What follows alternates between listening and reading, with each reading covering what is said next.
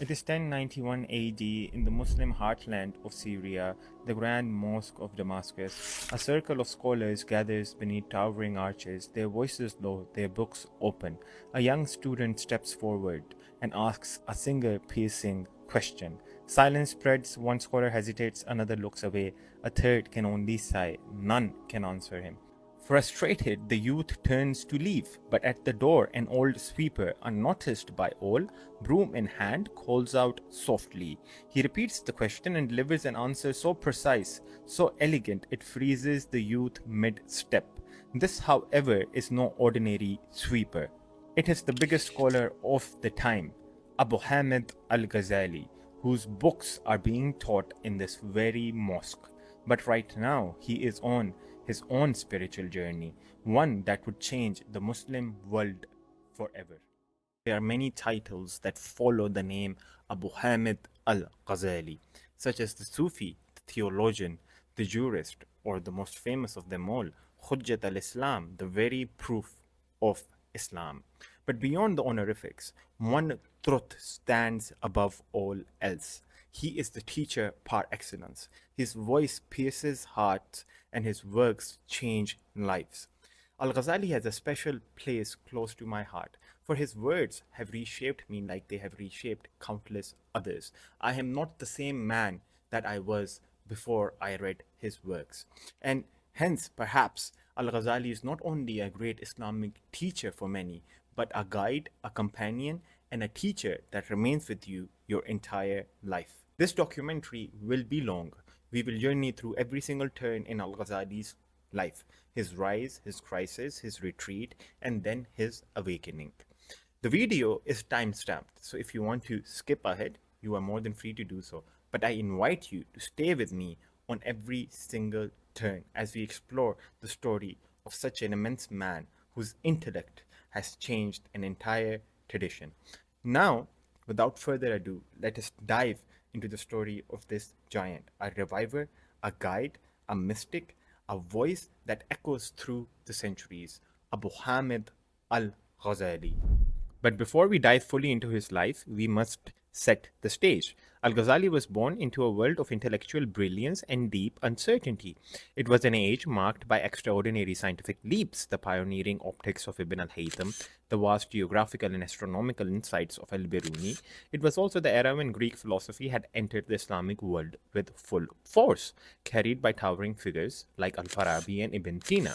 Minds were expanding, but questions were multiplying. Politically, the landscape was unstable. The Fatimid Caliphate was declining in its influence, while in the east, the Seljuks, led by the charismatic Arpaslan, were rising to power. From this rise would emerge Nizam al-Mulk, the great vizier, a man with whom al-Ghazali would later share a close and faithful relationship. Theological debates were equally intense. The rational schools of Islam were still young. It had been little over a century since Abu Hassan al-Ash'ari laid the foundations of what would grow into the largest theological school in Sunni Islam. His teachings spread rapidly, reaching all the way to Khorasan, to the region of Ghazali's birth, and in Nishapur, not far from Tus, taught the greatest Ash'ari theologian of the age, Imam al-Haramain al-Juwayni, the man who would soon become Ghazali's master. But before we get ahead of ourselves, let us begin where all stories begin. In a small town in Tus in 1058 CE, to a poor but deeply pious family, a child was born, Abu Hamid al-Ghazali. Al-Ghazali was a child of extraordinary curiosity. From a very young age, he realized that people were blind followers, conforming to the traditions and the norms into the households of which they were raised into. Venturing beyond this conformity and being skeptical of it, Al-Ghazali ventured to arrive at truth via argument and reason from a very young age. He himself says, "From the period of adolescence, I have ventured into this vast ocean. I have fearlessly sounded its depths, and like a resolute diver, I have penetrated its darkness and dared its dangers and abysses." And he said, "The thirst for knowledge was innate in me from my early age. It was like a second nature implanted by God, without any will on my part. No sooner had I emerged from boyhood than I had already broken the feathers of tradition and freed myself from hereditary beliefs."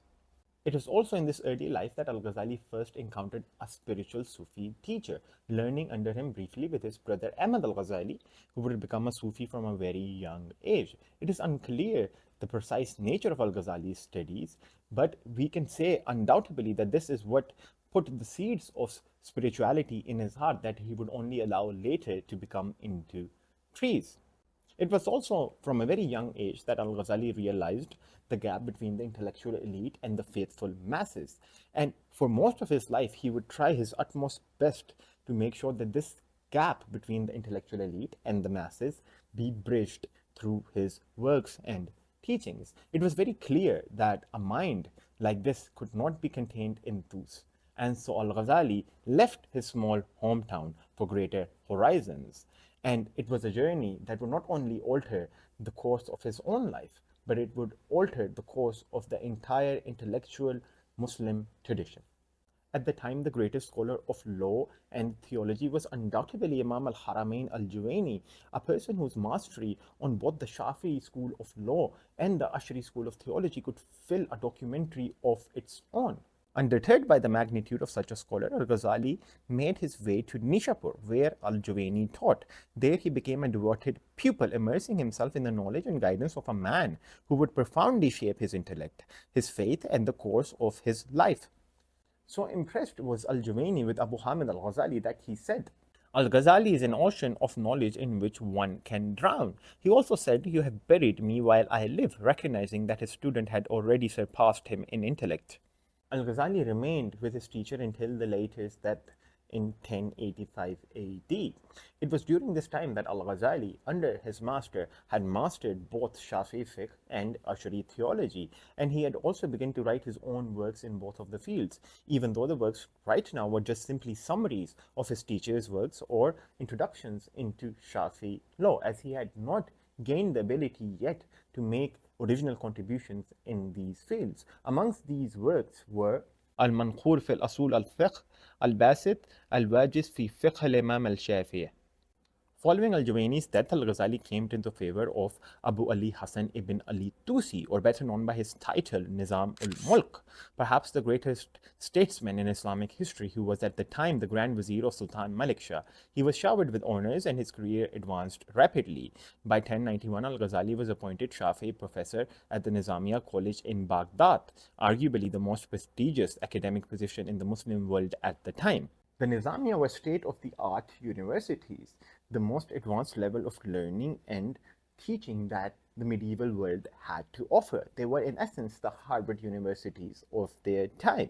It was during this period that al-Ghazali began to make his own major contributions in many of the fields. Perhaps one of his most famous and first monumental works was Tahafut al-Falasifa, the Incoherence of the philosophers. But before al-Ghazali wrote Tahafut, he had written Maqasid al-Falasifa, the aim of the philosophers. So what do these two big words actually mean? While teaching in Baghdad, al-Ghazali had started to study the philosophy of the Greeks and the Neoplatonists of the time. He recounts in his biography Munkid min al-Dalal, convinced that to dream of refuting a doctrine before having thoroughly comprehended it was like shooting an object in the dark. I devoted myself zealously to the study of philosophy, but in books only and without an aid of a teacher. I gave up to this work all the leisure remaining from teaching and from composing works on law. Within 2 years, I had thoroughly comprehended philosophical systems. I then spent about a year meditating on them, turning them over and over in my mind until they were completely clear of all obscurity. In this manner, I acquired a complete knowledge of all their subterfuges and subtleties, of what was truth and what was illusion in them. After he had mastered their doctrines, al-Ghazali wrote Maqasid al-Falasifa, a work that outlines the principles, beliefs, and aims of the Islamic Neoplatonist philosophers. It was such a great work, actually, that the Islamic Neoplatonist philosophers themselves were impressed, and many thought that al-Ghazali had become a Neoplatonist himself. Later, when the work reached Europe, many people actually thought that Maqasid was written by someone other and al-Tahafut was written by someone other because they were completely opposite to one another.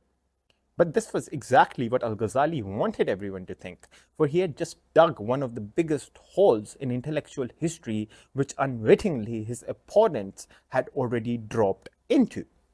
Al-Ghazali knew that the philosophers were defensive and dogmatic, and whenever they were critiqued, they would claim that they were misrepresented and that their complex systems were too much for the feeble-minded theologians to understand. By writing Maqasid al-Falasifa first, al-Ghazali had taken away their defense. He had represented their beliefs accurately, and now they had to deal with the arguments that he had presented. And obviously, then came Tahafut al-Falasifa, the incoherence of the philosophers. It was in essence an intellectual trap. The philosophers, having already admitted that al-Ghazali understood their doctrines, had no defense when al-Ghazali showed the countless inconsistencies, flaws, and contradictions in their beliefs. It was perhaps the greatest intellectual uno reverse in history. So the question arises, what exactly is Tahafut al-Falasifa? It is a scathing, purely rational critique of 20 positions of the philosophers. Remarkably, al-Ghazali doesn't use a single religious argument throughout the entire book. The aim of the book is to show that by the principles of the philosophers themselves, their doctrines are incomprehensible. They are, as al-Ghazali said, incoherent. The book begins with perhaps one of the greatest refutations of the doctrine of the eternality of the world and ends with a formal legal verdict of fatwa against the philosophers themselves. Throughout the book, al-Ghazali tackles many of the beliefs of the philosophers, such as their beliefs on the nature of the soul, their beliefs on divine simplicity, their beliefs on miracles, and all of these different things. But from the book itself, al-Ghazali finds issue with three particular beliefs that he believes to be completely and utterly indefensible and bordering on unbelief, which are the eternality of the world, the denial of God's knowledge of particulars in themselves, and the rejection of bodily resurrection. To go into the exact arguments that al-Ghazali uses against all of these philosophical positions that he tackles in Tahafut al-Falasifa is not in the scope of this documentary, for it requires a documentary on the book itself. But in brief, al-Ghazali's aim was to show that the philosophers had positions that were both anti-rational, inconsistent, and riddled with contradictions. And he did indeed show just that, leaving a very enduring mark on Islamic thought as it went forward. But one of the things that people often overlook about Tahafut al-Falasifa is that al-Ghazali was not completely and utterly dismissive of all of the things that the philosophers had said, for he himself held to the belief that as long as something is rationally tenable and it does not go against any established religious doctrine, then we have no reason to have any issue with it, and we should and we ought to accept it. This synthesis approach was then taken up by the immense polymath Fakhruddin ar-Razi, who intermingled Kalam and Falsafa together, arriving at a more so metaphysically encompassing system, something that the later Islamic tradition would follow wholeheartedly, not really having a distinction between Kalam and Falsafa, and advancing Kalam beyond, thereby making al-Ghazali perhaps one of the biggest catalysts for this change. Now, there are two criticisms that are leveled against the Tahafut al-Falasifa that we will deal with. Number one, that it rejects causality, and number two, that it led to the decline of rational thought in Islam. Both of these claims are very easily refuted. In terms of rational inquiry, it was actually al-Ghazali who was the rationalist and not the philosophers, for al-Ghazali belonged to the Ash'ari school of theology, a school that believes that reason and logic are indispensable in religious knowledge. And it was al-Ghazali actually who played a central role in making mantiq, logic, mandatory in the Islamic madrasa system. And far from being suppressed, theology and philosophy only reached their most intricate and sophisticated forms after al-Ghazali through thinkers like Fakhruddin al-Razi, al-Iji, al-Taftazani, al-Davani, and al-Jurjani. Al-Ghazali himself writes, "Is it right to reject an opinion when it is reasonable in itself, supported by solid proofs and contradicting neither the Quran nor the traditions? If we adopt this method and reject every truth which has chanced to have been proclaimed by an impostor, how many truths we should have to reject?" Not only did it produce monumental Kalami thinkers, but it also produced the intellectual heirs of the Islamic Neo-Platonists. something that is covered in depth by Peter Adamson in his book The Ears of Avicenna, who, just like any other modern academic, rejects the notion that Tahafut led to any form of rational decline in the Islamic realm. I've actually done a far more in-depth documentary on al-Ghazali and the claimed intellectual decline, something that you can watch over here, in which I refute this idea more thoroughly. Similarly, the claim that he rejected causality is completely and utterly mistaken. Al-Ghazali was an atomist in the tradition of Abu Hassan al-Ash'ari, a documentary on him which we have already done. Al-Ghazali believed that no object had any inherent causal power, and God was the only active agent creating qualities and accidents on the ontological ground of the indivisible particles. Critics argue that this renders the repeating nature of events unintelligible, rendering every single possibility equally valid. But in reality, the Ash'ari and al-Ghazali affirm patterns and regularities of the universe. In their view, what we see or what we perceive as consistent events and patterns repeating themselves happen because God acts habitually, what are called divine adat or the sunnah of God. Al-Ghazali writes himself in Tahafut al-Falasifa, the continuous habit of their occurrence, one after another, fixes unshakably in our minds the belief in their occurrence according to past habit. This principle, called the uniformity of nature, is a foundational assumption of science itself, allowing it to be possible. Al-Ghazali does not only affirm it, but he provides the ontological and metaphysical grounding for its occurrence, something that the philosophers themselves failed to do. As Frank Griffel, a leading scholar of al-Ghazali, notes, this makes his philosophy far more compatible with modern science than any other system in Islamic thought at his time. Now let us move on from Tahafut al-Falasifa. After Tahafut, al-Ghazali did not intend to leave philosophy in ruins. He intended to reconstruct what he had deconstructed. This reconstruction came in the form of al-Iqtisad fi al-Itiqad, his primary work in Ash'ari theology. Remarkably, this book is very layman friendly. If you recall, as we said, in his early life, al-Ghazali saw the gap between the intellectual elite and the layman. And this work is actually an attempt by al-Ghazali to bridge that gap. He had already attempted to do so by his mukhtasar, or by his summaries, introductions into Shafi fiqh and the works of his own teacher. Al-Ghazali does this by not using technical kalam terminology throughout the book, rather using more layman-friendly and accessible language throughout the book.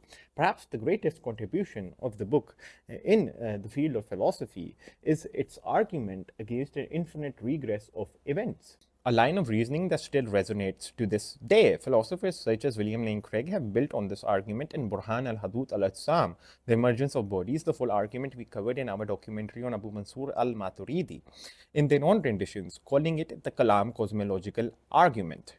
Al-Ghazali's reasoning is elegantly simple. There cannot be an infinite regress of past events or changes, because to traverse an actual infinity is absurd. In layman terms, for this event to have occurred, if it were preceded by an infinite series of past events, it would have had to happen after an infinity had already passed. But infinity cannot be traversed, thereby the past must be finite. Analogies help make this clear. Number one, imagine a sniper ready to take a shot, but he must first get permission from his superior, who must get permission from another superior, and so on ad infinitum. If this chain of command were infinite, the order could never be given and the shot would never be taken.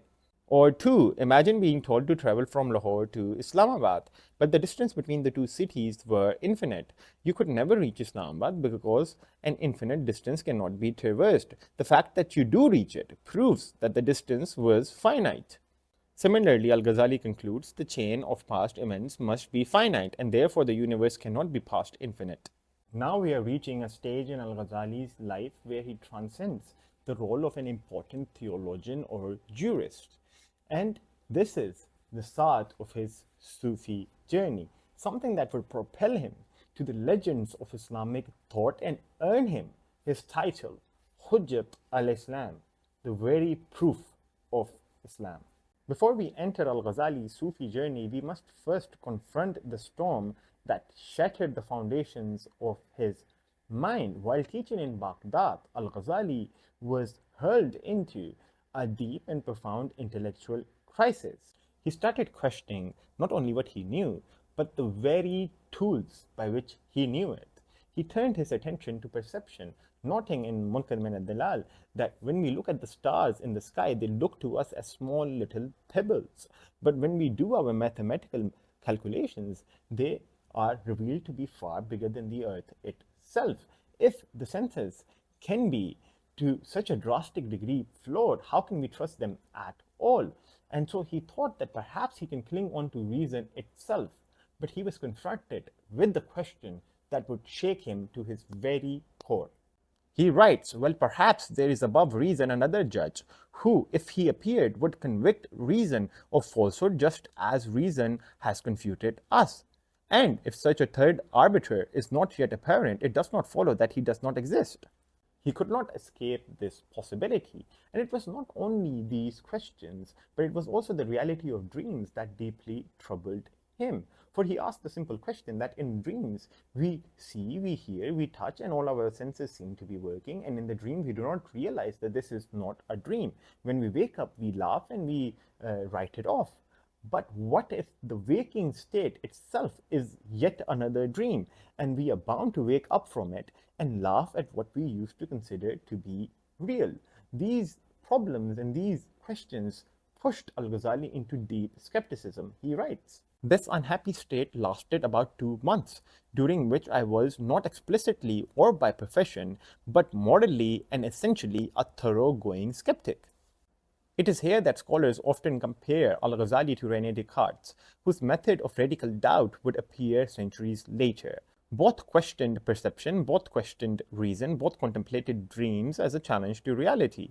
But unlike Descartes, al-Ghazali did not climb out of this abyss through argument or philosophical deduction, nor did he believe that these faculties are doubtable. His deliverance came from a different source. He writes, God at last deigned to heal me of this mental malady. My mind recovered sanity and equilibrium. I owed my deliverance not to proofs or arguments, but to the light God caused to penetrate into my heart, the light which illuminates the threshold of all knowledge. After which both his experience and his reason returned to him, perhaps even stronger than they had been before. And all of this occurred while al-Ghazali was giving his lectures normally in Baghdad, and thousands attended it. But while al-Ghazali was relieved of one storm, another had just begun brewing. In 1094 or 1099 AD, al-Ghazali entered his second crisis. A crisis not of the mind, but of the soul. A crisis that would change him forever. This is the moment, undoubtedly, that many of you have been waiting for. Al-Ghazali's spiritual crisis. A crisis that would forge him into one of the greatest mystical teachers in the history of the Islamic tradition. By this time, al-Ghazali had mastered all of the scholastic sciences. He was a jurist, he was a theologian, he was a philosopher, and he was a logician. And through all these years of inquiry, al-Ghazali had become convinced of three truths: God, inspiration, and judgment. It was the last of these, judgment, that would shake al-Ghazali to his very core. After years of study, al-Ghazali finally turned his gaze inward, and he examined himself with relentless honesty, and what he found frightened him to his very core. He writes, examining my actions, the most far-seeming of which were my lecturing and professorial occupations, I found that I was engrossed in studies of little value, profitless regarding my salvation. I probed the motives of my teaching and found that it was only actuated by vain desire for honor and reputation. I perceived that I was on the edge of an abyss, and that without an immediate conversion, I should be doomed to eternal fire.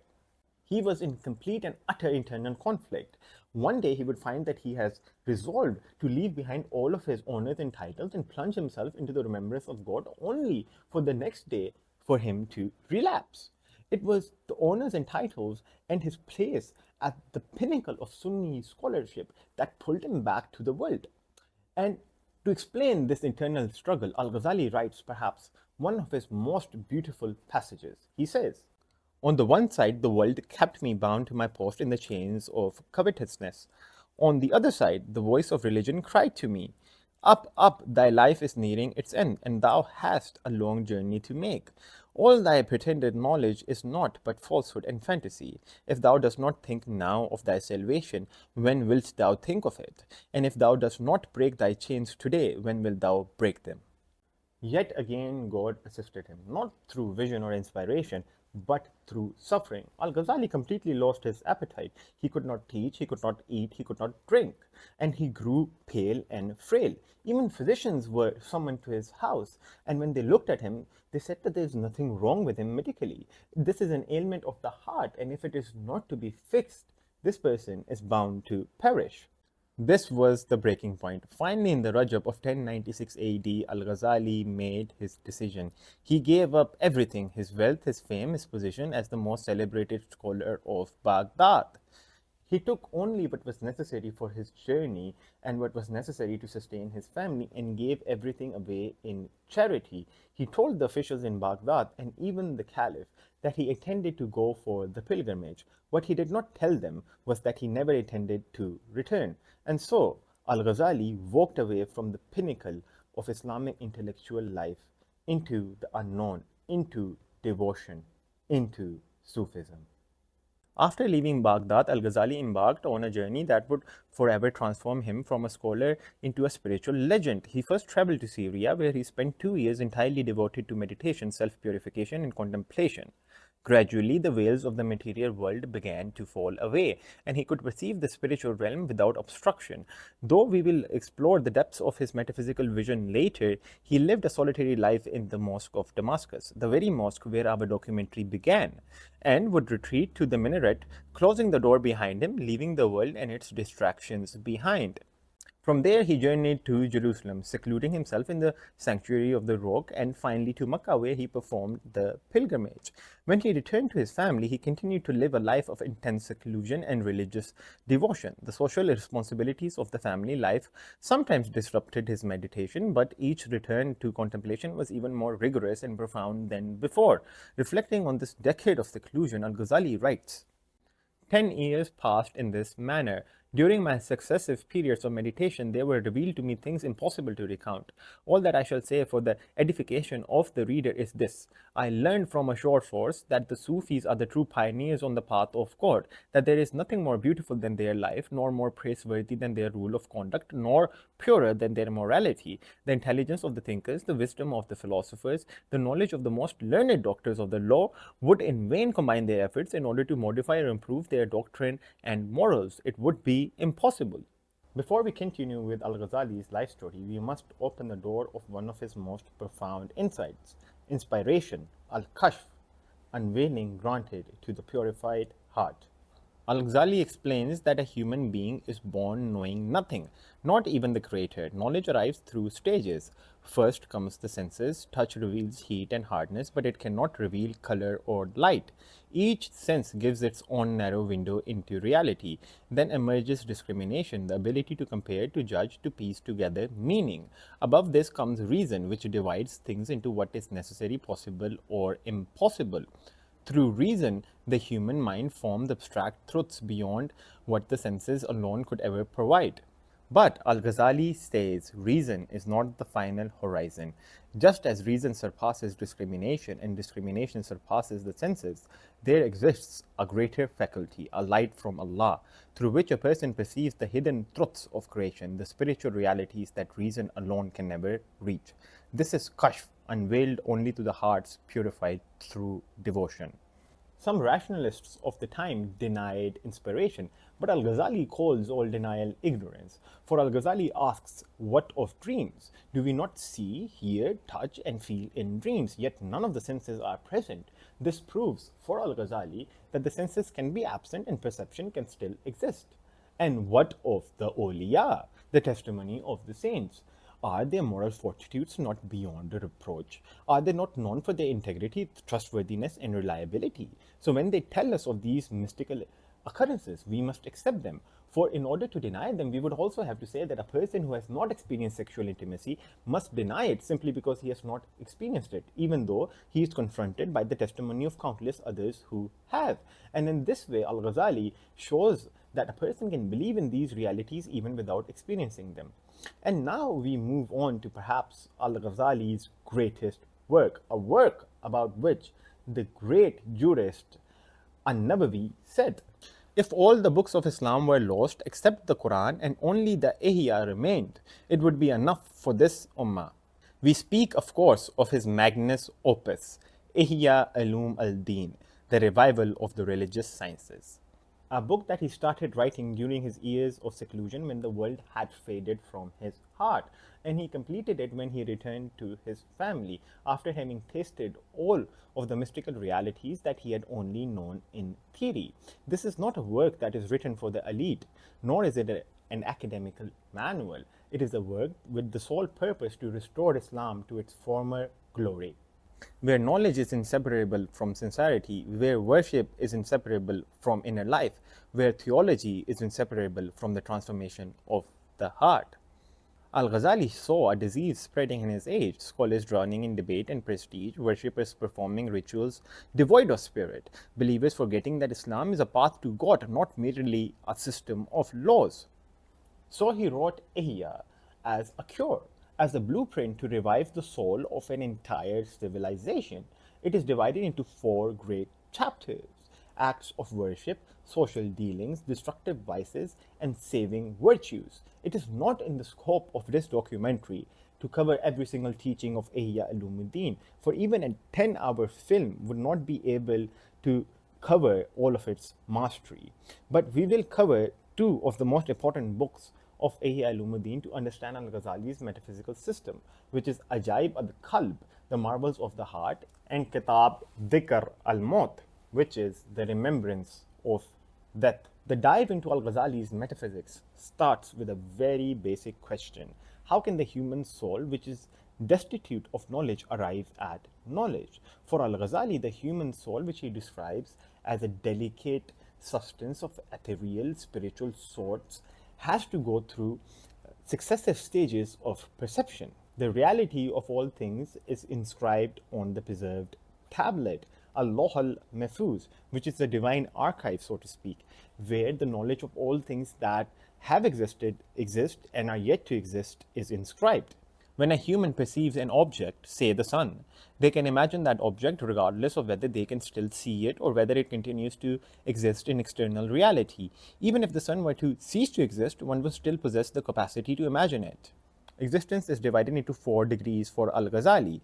All existence is first established in the preserved tablet, then follows in its external form, which is subsequently imagined by humans. From this, they speculate on its intellectual existence. The way that this relates to the subject at hand is that it allows for an extraordinary possibility, that by divine favor, the veil between the preserved tablet and the heart may be lifted, allowing a person to see the actual reality of existence. This unveiling is comparable to a man looking at the reflection of the sun in water. However, if he were to shift his focus from the reflection and gaze upon the sun itself, his understanding of the sun would undoubtedly deepen. The heart, therefore, has 2 doors, one to the preserved tablet, allowing one to perceive the actual reality of things, and one to the external world, allowing only a reflection. This is why Allah subhanahu wa ta'ala claims the reality of all things and says that human beings have only been given a limited knowledge of them. He, for example, says, "They ask you about the soul, say its nature is known only to my Lord, and you have been given but little knowledge." He expounds on this further in his Kitab Dhikr al-Maut and gives more of an explanation in the context of dreams. The Prophet ﷺ said, "The dream of a believer is 146 parts of prophecy, and whatever is from prophecy does not lie." Man has within his heart a perception that opens to the unseen. However, man covers this perception with a thick covering from his distractions of the world and his social life, and therefore he cannot perceive anything from the realm of the unseen, which al-Ghazali calls alam al-Ghaib wal-Malakut. The prophets had these coverings removed, and therefore by necessity they perceived the unseen, and therefore they have recounted many wonders of that realm to us, which is beyond the feeble understanding of our minds. For us is a lower level of unveiling. As the Prophet ﷺ said, the righteous dream is 146th part of prophecy. What it shares with the prophets is in the sense that it too is uncovering of the veil, allowing us to see the reality of things, but to a far lesser degree than the prophets, obviously. In proportion to one's inner purity, he may be allowed to see things that are yet to occur. For example, due to his complete and utter inner purity, the Prophet ﷺ knew of the conquest of Makkah before it occurred. Allah subhanahu wa ta'ala says in the Quran, "Truly did Allah fulfill the vision of His messenger, ye shall enter the sacred mosque." Then al-Ghazali presents us with an analogy in order for us to understand the concept better. Imagine the heart as a mirror upon which things can be reflected and the true essences of things can be known. Everything that has ever existed and that will ever exist and all that will ever occur has been written upon the preserved tablet. And the tablet's metaphor is indeed that of a mirror in which images appear. Should another mirror be positioned before it, the images in the first would be reflected therein, provided that there is no intervening obstruction. Now, the heart is a mirror which accepts the essences of knowledge, and the tablet is a mirror in which all knowledges repose. The engagement of the heart with desires constitutes a veil between it and any apprehension of the tablet, which is a thing of the unseen. If the wind blows and moves the veil aside, it may cause something of the unseen to reflect in the heart. Now, a human being is distracted while he is awake by all of the different desires of the world and all of the different distractions therein. Now, sleep constitutes a quieting of the senses, thereby allowing the possibility for something of the preserved tablet to be reflected upon the mirror of the heart, which is known as unveiling. However, sleep does not completely remove imagination, and therefore everything that is revealed to the heart during sleep must be interpreted through the body's imaginative faculty, which turns it into images that are more easier for us to understand. And this is why dreams require an interpreter, and the entire science of dream interpretation exists in Islam. This also relates to the different symbols, because the only thing that the mind remembers is the approximation that it has done with something that is known of the physical world, and that is which is recalled. And the symbols and the abstractions must be understood by someone who knows dream interpretations in order for him to derive any sort of meaning from it. It is only death which removes the veil completely. As Allah subhanahu wa ta'ala says in the Quran, "You were totally heedless of this. Now we have lifted this veil of yours. So today your sight is sharp." So this is the basic metaphysical framework of Abu Hamid al-Ghazali. I've actually done an academical article on the matter, which you can read over here. But for the purposes of this documentary, this amount of elucidation suffices. After going through the metaphysical heights of Ihya Ulum, it is time that we pull back the reins and return to the life of Abu Hamid al-Ghazali. For now, we have reached the final years of his life. Having secluded himself in his homeland of Tus, al-Ghazali began a period in which he became a prolific writer, writing many of the books that he is most famous of. These include Bidayatul Hidayah, the beginning of guidance, a foundational work preparing the seeker for the devotional path. Then Al-Maqsad al-Asna, his elegant commentary on the 99 names of God, a work whose spiritual depth has perhaps never been surpassed. For a common Persian-speaking public, he wrote Kamiya-e-Sa'adat, the Alchemy of Happiness, a more accessible rendering of Ihya Ulumuddin, and alongside these came treatise after treatise. And Mishkat al-Anwar, the Niche of Rights, a mystical commentary upon the famous verse of lights. These were the fruits of a soul that had returned from the brink of spiritual collapse and now poured forth wisdom with renewed clarity. In 1106 AD, al-Ghazali was persuaded, almost compelled, to return to teaching in the Nizamiya by the officials in Baghdad and even the Caliph himself. The society was going towards religious indifference, and the spiritual conscience of the society was highly damaged, and therefore al-Ghazali accepted and returned to teaching in the Nizamiya in Nishapur. And over here al-Ghazali composed perhaps his greatest legal treatise, which is al-Mutasfa fi ilm al-Usul, which is perhaps the greatest extent of Islamic jurisprudence up until that point. It is even proper for one to say that all works are written after Mutasfa are simply its commentary. During this period, al-Ghazali also wrote Nasiyat ul-Muluk, Counsel for Kings. It is a book that was so important that it was actually taught to the caliphs and kings of the Mamluks and the Ottomans. A book that reminded the caliph that he is not beyond reproach, and that humility, virtue, and sincerity is the only things that lead him to be successful and to be considered something of worth. And these are not optional virtues, something that is in stark contrast to how kings were being treated in Western Europe at the time, but that is a story for another day.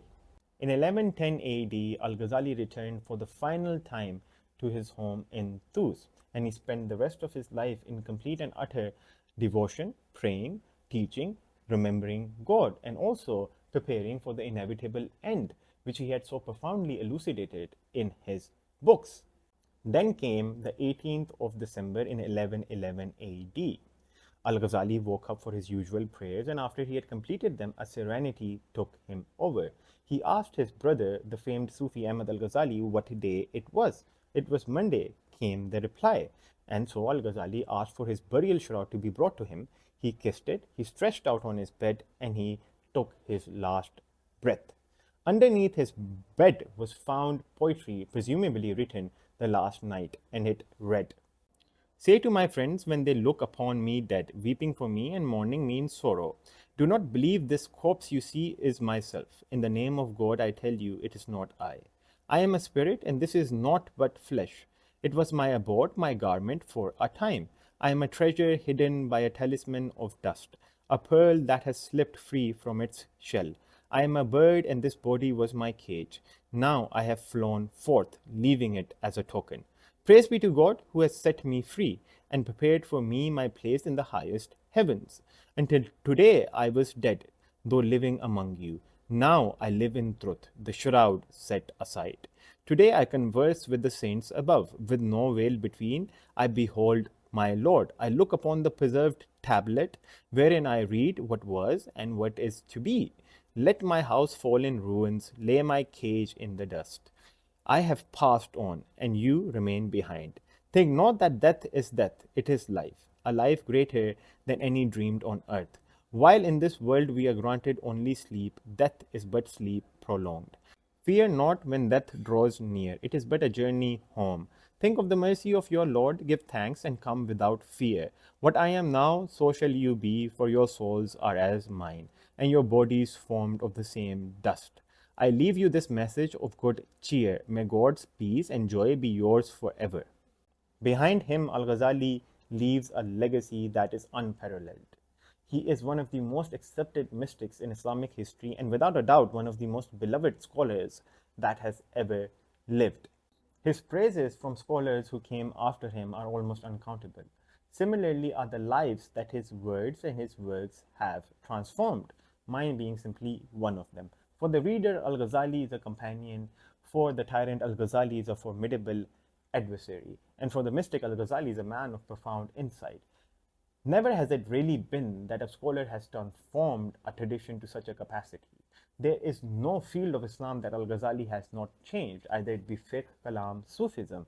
In fact, the Islamic intellectual landscape can be divided into two periods, before al-Ghazali and after al-Ghazali. There has never really been such a towering scholar in Islamic history after Abu Hamid al-Ghazali.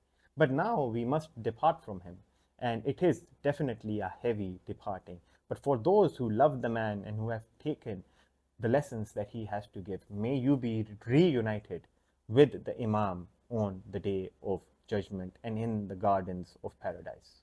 And with that, our documentary comes to an end. If you liked it, do share, subscribe, and leave a comment below. In the meantime, you can watch many of the documentaries which we have done before, such as on the father of the modern scientific method, Ibn al-Haytham, and the father of Ash'ari theology, Abu Hassan al-Ash'ari, or the father of Maturidi theology, Abu Mansur al-Maturidi. But until then, this is all that I have for you. Have a good day, stay faithful, and Assalamu alaikum wa rahmatullahi wa barakatuh.